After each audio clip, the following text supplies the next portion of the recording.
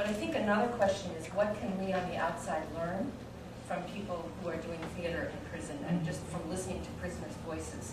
So it's a two-way street. It's not just how are people, and not everybody who's in prison is guilty. Not everybody actually did the crime that they're in prison for. I mean, there's lots and lots of things happening. But I feel like we as a society need to hear the voices, especially people that have been locked up. I mean, people go to monastic communities all over the world to hear from people who have been deprived of all kinds of things. And to have spent years in solitary confinement, to have to come to terms with horrific things that you may have done, to have to come to terms with things that you didn't do, but you're paying the price for somebody else. All of those things, I want to know from those people. And I feel like as a society, we need to hear those things. And one very quick comment on the justification thing. Another thing in addition to recidivism is what I've been talking about recently are what employers want from first-time employees, because a big thing when people get out of prison is getting a job and keeping a job. And all of the things that a theater program, I think, teaches, which is teamwork, problem solving, creativity, flexibility, adaptability, are the #1 things that companies are looking for in a first-time employee over and above specific content knowledge relative to the job. But if you have to check On the box. Exactly. On the other hand, what are the conditions that you have as Black, Latino going out back to your communities where poverty exists, where you don't have schools with the materials where you can learn and move forward? Those are issues that we are having that are closely related to race, poverty, that we also need to address. So it's not just about going out and being successful. What are the conditions that I have as ex-offender to have a decent life? And that's why I think that we can't just do this theater work in isolation and go and do these lovely workshops where people cry and people laugh and have nice times. We have to be working in partnership with community agencies and policy people and lawyers and government officials and whoever, if we're going to actually be making structural change here. And like, what is there, like, I don't know, can we even change if we there's such a monolith of institutional racist and patriarchal practices that are keeping people in prison and keeping people in poverty. And where can we even begin to chip away at that? And what role do we have as theater artists who are going back and forth across these bridges, that we're transcending these boundaries? So what can we do to bring that story onto this other side of the wall to be part of that conversation?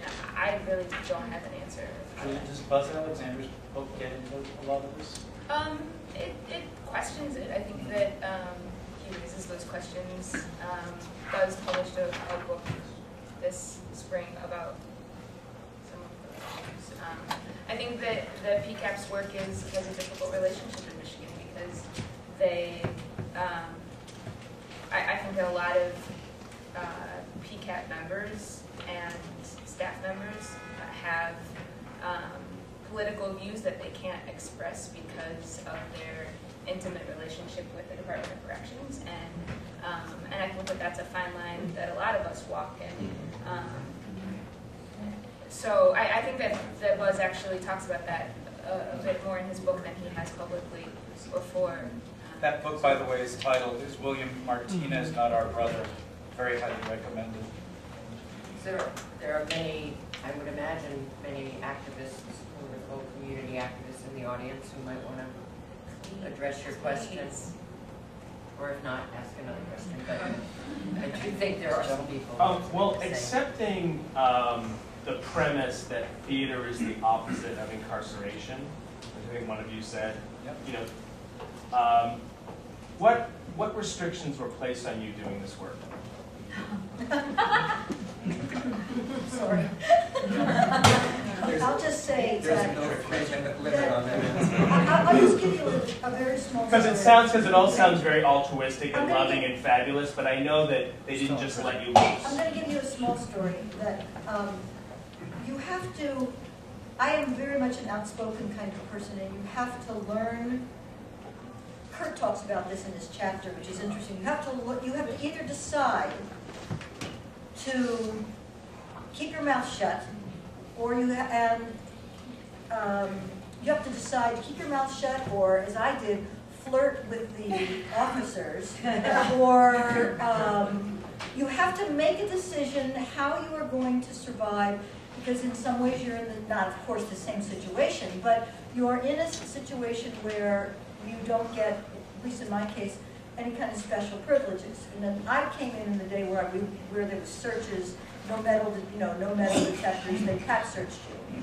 And I remember that that I started to feel anything I could get away with was like a small triumph. So if I could get into prison with my little gold chain around my neck, with covering up with something like this, I felt just like the women did, where they could, take something from the cafeteria and not be noticed, because it is such a repressive environment, and you have to function within that. If somebody gets the 1 minute dentist appointment and they miss the rehearsal for your play, I mean, who cares? They're going to the dentist. And I've had people who were taken out of my productions, locked at the last minute, all sorts of things. The prison also does things to you in the same way, at least to me, that they did to the people who are incarcerated.